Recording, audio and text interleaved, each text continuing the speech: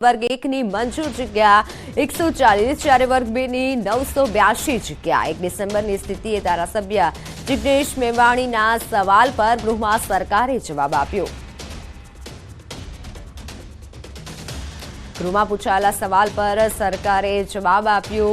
વર્ગ 2 ની 440 જગ્યા ખાલી પડી છે। વર્ગ 1 ની મંજૂર જગ્યા 140 છે જ્યારે વર્ગ 2 ની 192। રાજ્યમાં શિક્ષણ સેવા વર્ગ 1 ની 33 જગ્યા ખાલી પડી છે।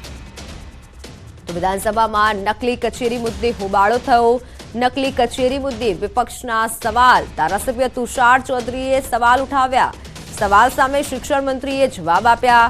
5ની ધરપકડ કરાઈ છે, તપાસ હાલ ચાલુ છે તેવું શિક્ષણ મંત્રીએ કીધું। ગૃહમાં હોબાળા બાદ વિપક્ષના ધારાસભ્યએ વોકઆઉટ કર્યું। સીધા દ્રશ્યો આપ ગાંધીનગરથી નિહાળી રહ્યા છો કે જ્યાં ગૃહમાં હોબાળા બાદ વિપક્ષના સભ્યોએ વોકઆઉટ કરી લીધું છે। હોબાળા બાદ તમામ વિપક્ષના સભ્યોએ વોકઆઉટ કર્યું છે। વિધાનસભામાં નકલી કચેરી મુદ્દે હોબાળો થયો। હોબાળા બાદ તમામ સભ્યોએ વોકઆઉટ કર્યું છે। કીધું છે આવી કોઈ ઘટના બની નથી, પણ પછી જવાબમાં જેમણે સ્વીકાર્યું પણ ખરું કે ખરેખર 5 કચેરીઓ નકલી કાર્યરત હતી। એને લગભગ આદિજાતિ વિભાગના 21 કરોડ 50 લાખ રૂપિયાની ગ્રાન્ટ પણ ફાળવણી કરવામાં આવી છે। અને આ જે કચેરીઓ હતી એ કાર્યપાલક ઇજનેર સિંચાઈ પ્રોજેક્ટ ડિવિઝન બોડેલી, નાયબ કાર્યપાલક ઇજનેર સબ ડિવિઝન 10 ગુજરાત રાજ્ય પાણી પુરવઠા બોર્ડ, નાયબ કાર્યપાલક ઇજનેર સબ ડિવિઝન ગુજરાત રાજ્ય સિંચાઈ પાણી પુરવઠા અને કેનાલ વિભાગ, કાર્યપાલક ઇજનેર સિંચાઈ યોજના વિભાગ નંબર 2 અને નાયબ કાર્યપાલક ઇજનેર સિંચાઈ યોજના પેટા વિભાગ 10 આવી 5 નકલી કચેરીઓ 2017થી કાર્યરત હતી।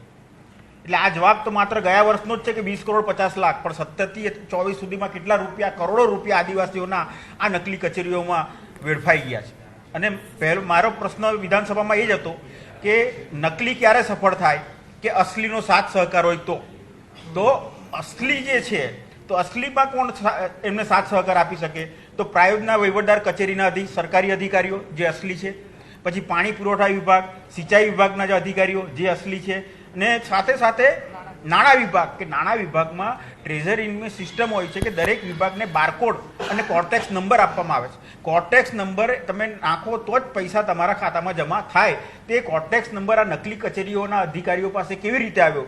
તો એનો પણ સરકારે કોઈ જવાબ આપ્યો નથી અને સરકાર કઈ દિશામાં આગળ વધી રહી છે એ કોઈ સ્પષ્ટ નથી। અને આદિવાસીઓના નાણાંનો આવી રીતે દુરુપયોગ થઈને આદિવાસીઓ સહાયથી પણ વંચિત રહ્યા છે, શિક્ષણથી પણ વંચિત રહ્યા છે, અને આદિવાસીઓ પછાતને પછાત રાખવાનું કાવતરું જ્યારે ભારતીય જનતા પાર્ટીની સરકાર કરી રહી હોય।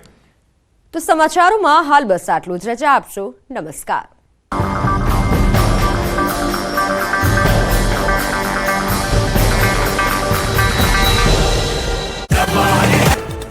આણંદમાં સુજિત્રા ચોકડી પર દબાણ હટાવ કામગીરી કરાઈ। આગામી દિવસોમાં 40 મીટર સુજિત્રા ચોકડીના માર્ગ પહોળા કરવાની